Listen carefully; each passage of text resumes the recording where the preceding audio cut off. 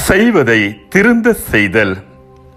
அன்பார்ந்தவர்களே, நடைப்பயணம் சென்று கொண்டிருந்த ஒருவர் சாலையோர மரம் ஒன்றில் ஒரு வாலிபன் கயிற்றை கட்டுவதும் பின்னர் அவிழ்ப்பதும் கண்டு அவன் அருகில் சென்று பார்த்தார்.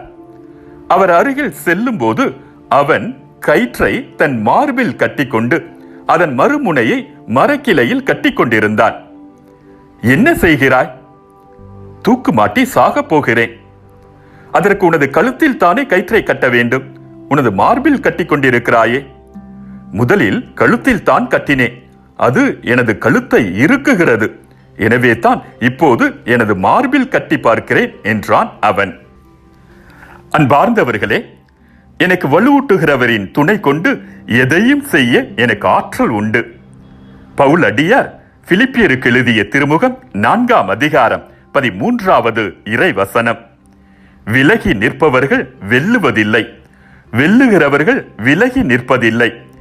எக்காரியத்தையும் ஈடுபாட்டுடன் செய்தால் நாம் வெற்றி காணலாம்.